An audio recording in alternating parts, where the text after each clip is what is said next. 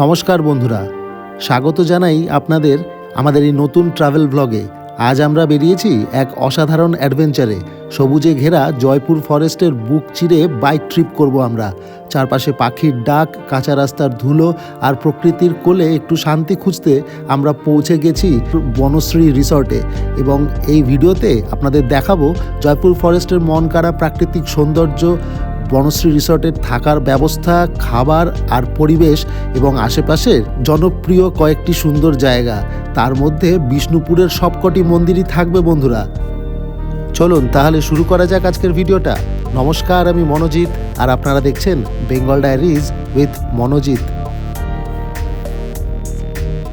দেখছেন সবাই চলে এসেছি আমরা, এখনো সবাই আসেনি, এখনো বেশ কয়েকজন আসা বাকি আছে। মাদাই, বিশ্বজিৎ সাহু, সঞ্জয় দা, আমি আর বিশ্বজিৎ চৌধুরী গেছে। বাকিরা আসলে পরে রওনা দেবো এখান থেকে আমরা।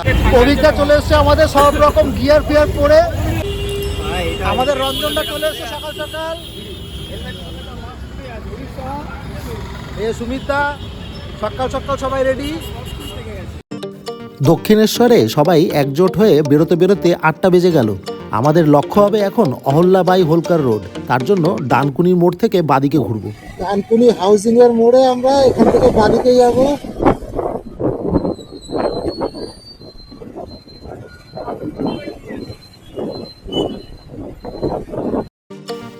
ঝটপট ডানকুনি শহরটি পেরিয়েই একটু ফাঁকা দেখে দাঁড়ালাম, কারণ কুন্তল মোয়া নিয়ে এসছে সাথে করে আমাদের জন্য।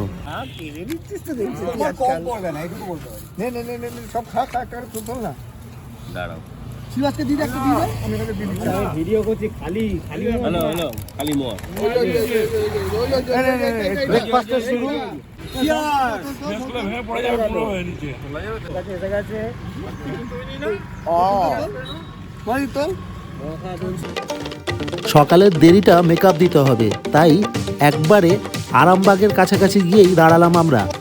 লাস্ট 40-45 কিলোমিটার রাস্তা। রাস্তা যে খুব ভালো ছিল তা না, মাঝখানে মাঝখানে প্যাচেস ছিল, তবে আমরা কিন্তু উঠতে উঠতে এসেছি একরকম। তো এতে কী হয়েছে, আমাদের যা সকালবেলা যা দেরি হয়েছিল, তো টাইম কিছুটা আমরা মেকআপ করেছি। তো এবার সামনে প্রসেনজিৎকে নেব, নিয়ে এই ব্রিজের পাশ থেকে আমরা বেরিয়ে যাবো সোজা আরামবাগটা পার করে চলে যাব জয়পুর ফরেস্টের দিকে। এখান থেকে আর 15-20 কিলোমিটার গেলেই আমরা পাবো আমাদের আরেক বন্ধু প্রসেনজিৎকে।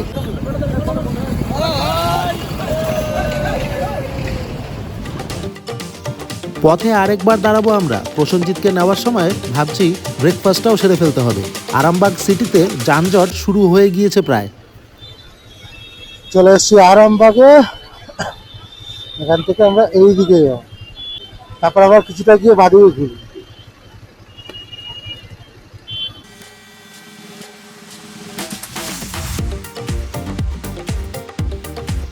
প্রসেনজিৎ চলে এসছে। হ্যালো, তো আমরা এখানে একটা টিফিনের জন্য দাঁড়িয়েছি আরামবাগ, গীতা সুইটসের সামনে। এখানে একটু টিফিন নাস্তা সেরে নিয়ে তারপর আবার রওনা দেবো। শুরু হয়েছে জার্নি, দেখা যাক আগে কি কি হয়। টিফিন হয়ে গেছে আমাদের, আরামবাগ ছেড়ে বেরিয়ে যাচ্ছি। আর 1 ঘন্টার মধ্যে আমাদের পৌঁছাতেই হবে, কারণ দেরি হয়ে গেছে অলরেডি। এদিককার রাস্তা 1-2 বছর আগে ভালো ছিল, তবে এখন কিন্তু ভেঙে চুরে গিয়েছে এবং জায়গায় জায়গায় প্যাচ ওয়ার্ক করা হয়েছে। তবে তাই দেখতে দেখতেই পৌঁছে গেলাম আমরা জয়পুর ফরেস্টে। এই জায়গাটা অনবদ্য বন্ধুরা, দেখুন চারদিকটা, রাস্তাটাও সেরকম। এখানে বাইক রাইড করাটা একটা অসাধারণ অনুভূতি। চলে এসেছি জয়পুর ফরেস্টে। এখন আপাতত আমরা কজন এসে পৌঁছেছি? 5 জন, তাই তো? 5 জন রয়েছি আমরা এখানে, বাকিরা আসছে। হ্যাঁ, সুমিতদা, অভিজ্ঞদা, বিশ্বজিৎ, প্রসেনজিৎ আর মনোজিৎ। প্রচুর জিত আছে এখানে, ঠিক আছে? আরও আসছে কয়েকটা। আর এই দেখুন, এই হচ্ছে সেই বিখ্যাত রাস্তা, বাইকারদের মৃগয়া, জয়পুর ফরেস্টের রোড। বনলতাটা পার করেই জাস্ট দাঁড়িয়েছি। আমাদের রিসর্টটা একটু আগে, বনশ্রী। তো বাকিরা আসলে যাব, তখন একটু ফটো সেশন হয়ে যাক।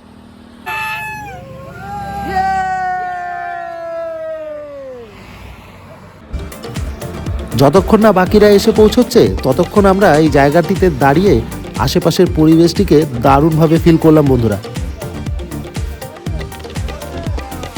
পৌঁছতে অনেক সময় লেগে গিয়েছে, তবে হ্যাঁ, আমরা এখন এখানে ফটো সেশন সারলাম। এবার যাবো আমাদের রিসর্ট বনশ্রীতে। এখান থেকে আর মাত্র 2 কিলোমিটার গেলেই ডান হাতে পড়বে বনশ্রী রিসর্ট। কাছাকাছি এসে পড়ায় সবাই দেখলাম বাড়তি উদ্যম নিয়ে এগিয়ে চলেছে। এখানে জানিয়ে রাখি, এই রিসর্টটিতে আমরা কিন্তু প্যাকেজে এসেছি, অর্থাৎ 1300 টাকা করে পার হেড এক রাতের জন্য সবাইকে দিতে হবে, ইনক্লুডিং ফুড।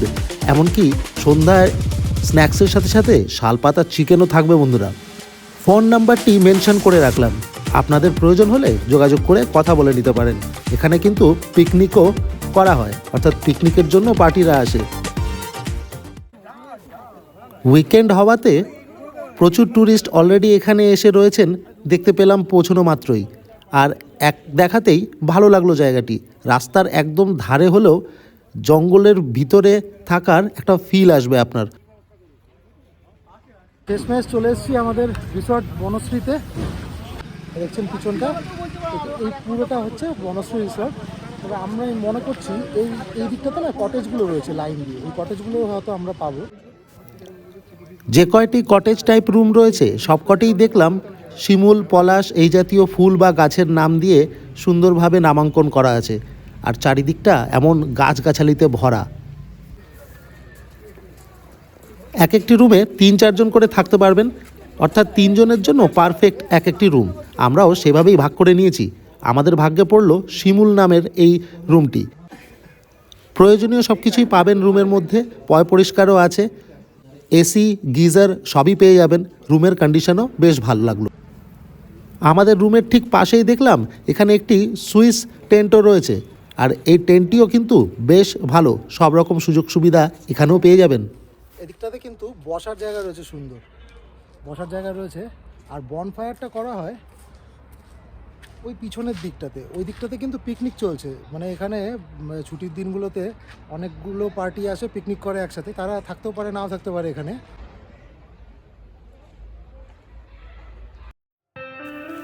প্রকৃতির মাঝে এরকম শান্ত পরিবেশে একটি থাকার জায়গা আর কি চাই বলুন।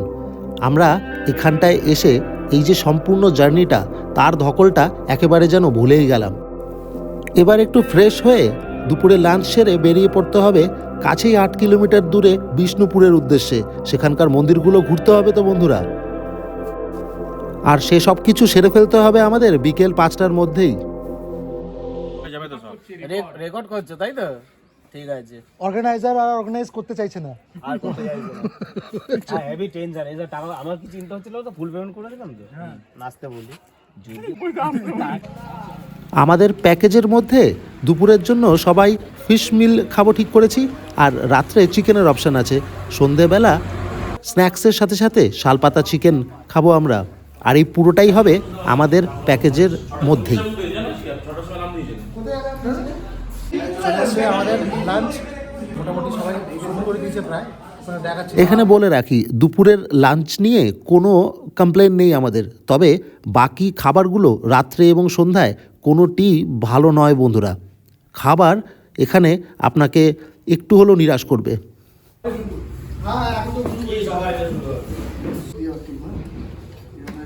এই অভিজ্ঞতাকে দেয়নি এখনো। এটা ঠিক নাকি দা? মাছের পিসটাও চলে এসছে। ওই চৌধুরী কিরকম আছে? ভালো খাবার।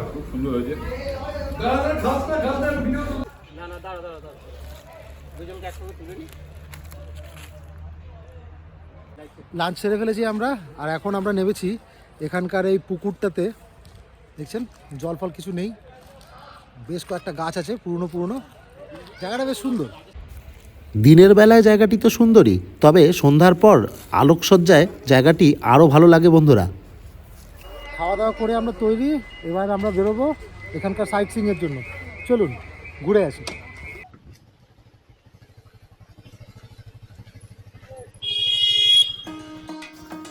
এখান থেকে সোজা 8-9 কিলোমিটার গেলেই রাস্তাটি দুভাগে ভাগ হয়ে যাবে। ডান দিকের রাস্তাটা চলে যাবে মুকুটমণিপুর বা পুরুলিয়া, যেখানে আপনি যেতে চান। আর বাদিকে রয়েছে বিষ্ণুপুরের গেট, সেই গেটের নিচ দিয়ে ঢুকে পড়তে হবে। আর গলিগালা দিয়ে 10 মিনিট মতন গেলেই পৌঁছে যাওয়া যাবে এখানকার রাসমঞ্চে। আর রাসমঞ্চ থেকেই টিকিট কেটে বাকি জায়গাগুলো ঘুরতে হবে। মাথা পিছু 25 টাকা করে টিকিট রয়েছে। এবং কি আপনি অনলাইনে টিকিট কাটতে পারেন, সেক্ষেত্রে 20 টাকা করে পড়বে, আর 14 বছর বয়স অবধি কোনো টিকিট লাগবে না।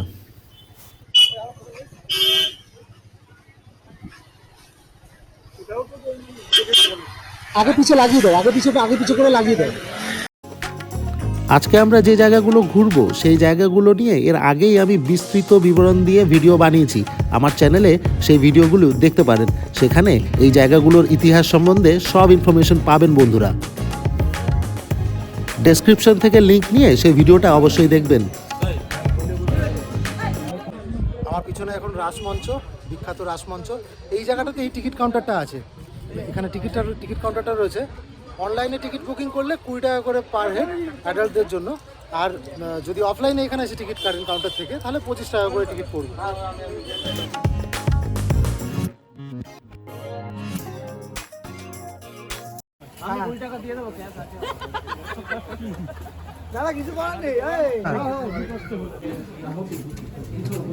চলো চলো ভিতরে চলো, ভিতরে চলো।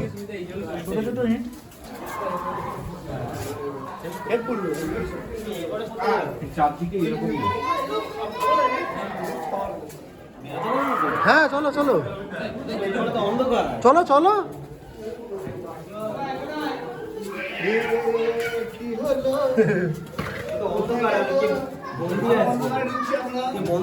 না, এটাই মন্দির ছিল, বুঝেছো? রাসমঞ্চ তো এখানে প্রতিমা টতিমা ছিল।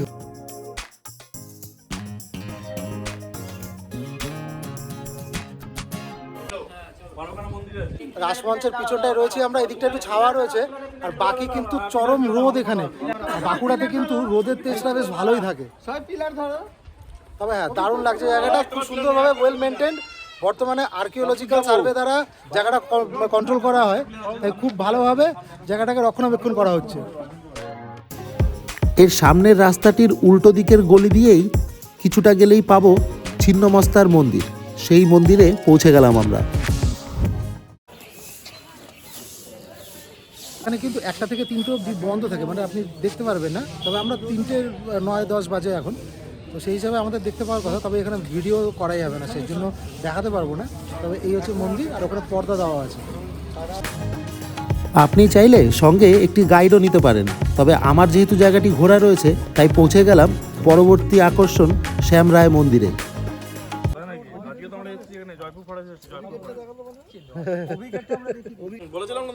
চলে এসেছি শ্যাম রায় মন্দিরে। এই মন্দিরটা আমি আগেও একবার এসে দেখে গেছি, অসাধারণ কারুকার্য রয়েছে এটাতে। তবে হ্যাঁ, এটাতে কিন্তু ঢোকা যায় না। রাসমঞ্চের মধ্যে যখন ঢুকে যাচ্ছিলাম, এখানে কিন্তু পুরো জায়গাটা দেখছেন চেন দিয়ে ঘেরা রয়েছে, ঢুকতে পারবেন না। এখানকার সবকটি মন্দিরের গায়ের এই অসাধারণ চিত্রকলা আপনার মন কাড়বেই কাড়বে। জায়গাটি অসাধারণ, অবশ্যই আসবেন এই জায়গাটিতে একবার হলেও।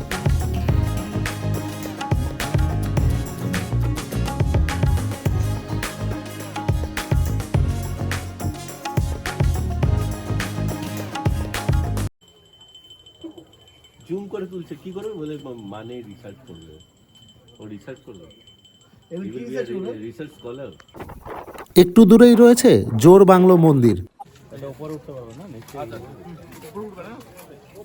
চলে এসেছি জোর বাংলো মন্দিরে। এই দেখছেন এই পিছনের মন্দিরটা, এই মন্দিরের যে গায়ে যে চিত্রগুলো রয়েছে না, সব রামায়ণ মহাভারতের গল্প কথাগুলো রয়েছে। এই মন্দিরটির ঠিক উল্টো দিকেই রয়েছে এখানকার বিখ্যাত দুর্গা দালান। কথিত আছে যে রামকৃষ্ণ পরমহংসদেব এখানে পুজো করতে এসেছিলেন, তাই এই জায়গাটি ঘুরে পৌঁছে গেলাম সেখানেও। আরও রয়েছে এখানকার মুখ্য প্রবেশ দ্বারটি, এটিও একটি অনবদ্য জায়গা, অবশ্যই ঘুরবেন এই জায়গাটিও। আর ফেরার পথে পড়ল এখানকার বিখ্যাত রাধা মদন মোহনজির মন্দির। চলে এসেছি রাধা মদন মোহনজির মন্দিরে। এখানেই কিন্তু একমাত্র পুজো হয় এখনো, আর বাকিগুলোতে দেখেছি যে হয় না। তো চলুন দেখি ভিতরটা কিরকম। আমি আগেও এসেছি যদিও।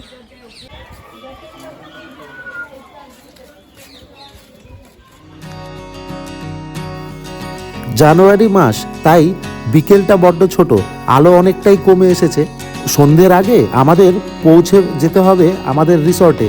সেখানে সন্ধ্যেবেলা শালপাতা চিকেন আর বনফায়ার রয়েছে তো। তবে তারপর আর বিশেষ কিছু দেখানোর থাকবে না, তাই বলি বাকি ঘোরাঘুরিটা আমরা কাল সকালে করব। জঙ্গলে ঘুরতে হবে, এমনকি জঙ্গলের ভিতরে সেই বিখ্যাত এরোড্রোমেও তো যেতে হবে। তাই তাড়াতাড়ি সব অ্যাক্টিভিটিস সেরে ঘুমিয়ে পড়তে হবে আমাদের।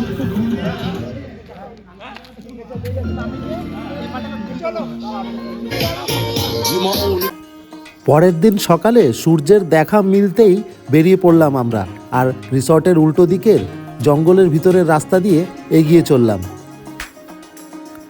শহরের ভিড়ভাড়ে এখানকার মতন ফ্রেশ এয়ার তো আশাও করা যায় না বন্ধুরা, আর এখানে রয়েছে তার সাথে নিস্তব্ধতাও। গুড মর্নিং বন্ধুরা, সকাল হয়ে গেছে, পরের দিন সকাল, আর বেরিয়েছি এই যে জয়পুর ফরেস্ট। এবার ট্রুলি আমরা জঙ্গলের ভিতরে ঢুকেছি, ঠিক আছে। এই যে বিশ্বজিৎ রয়েছে, পিছনে অভিজ্ঞতা, রঞ্জনদা, সাহু, কুন্তল, মোটামুটি সবাই রয়েছি। 2-4 জন এখন রুমে রয়েছে, তারা ফ্রেশ ট্রেশ হচ্ছে। হাতি হরিণ সব রাত্রিবেলা পাস করে। আচ্ছা করেছে দেখে ওই কি ভালোই তো ঘুরে বেড়াচ্ছ, এখান থেকে এসে ঘুরে যাচ্ছ, আসছো না। হ্যাঁ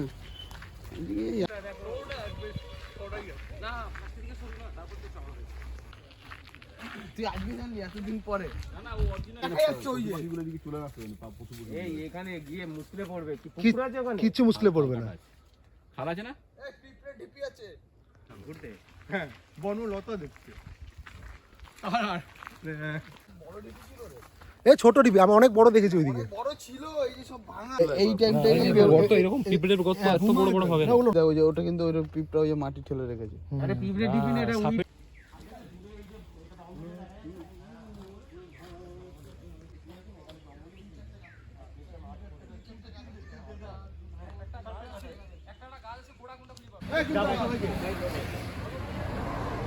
সবাইকে ডাক, খাওয়া দাওয়া করি। ব্রেকফাস্টটা সেরে নিয়ে তৈরি হয়ে বেরিয়ে পড়তে হবে এরোড্রোমের উদ্দেশ্যে। আমরা রেডি, এবার একটু এরোড্রোমটা ঘুরবো, ঘুরে বাড়ি। আমাদের রিসর্টটা পার করে কয়েকশো মিটার গেলেই বাহাতে এই সুন্দর রাস্তাটি ঢুকে গিয়েছে জঙ্গলের ভিতরে। তবে শুরুতে রাস্তাটি এরকম সুন্দর, কিছু দূর যাওয়ার পর হয়ে গেল একেবারে ডার্ট বাইক চালানোর মতন পরিস্থিতি। রাস্তায় কিছু বুনো মোষ ফোষ পাশে রেখে এগিয়ে চললাম। কিছু দূর গিয়ে রাস্তাটি একেবারে লাল রঙে পরিণত হয়ে গেল বন্ধুরা, এক্স্যাক্টলি এরকম লাল জায়গাটি।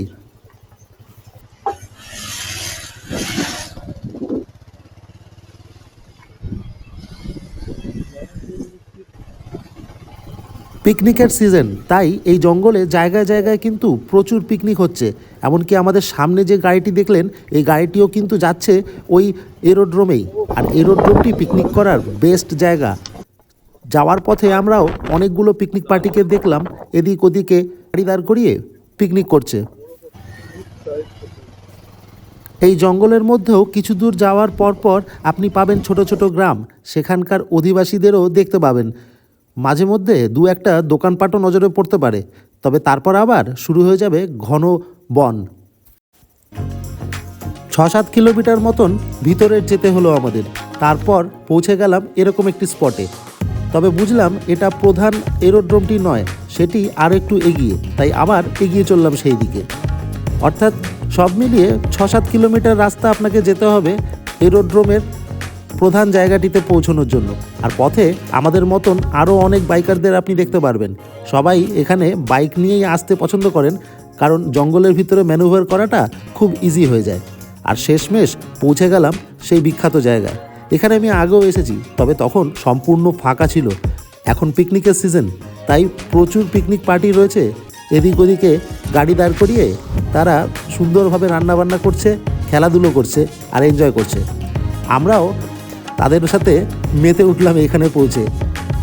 চারিদিকে গান বাজছে আর চলছে নাচও। আমাদের মধ্যেও কয়েকজন কোমর দোলানো শুরু করে দিল।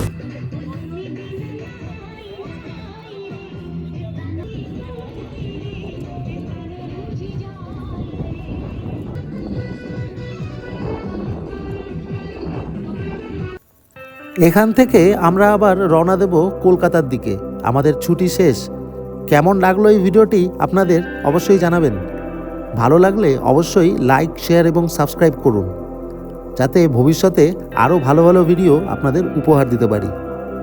খুব তাড়াতাড়ি ফিরে আসবো আবার একটি ভিডিও নিয়ে। আজকের মতন এখানেই বিদায় বন্ধুরা। ভালো থাকবেন।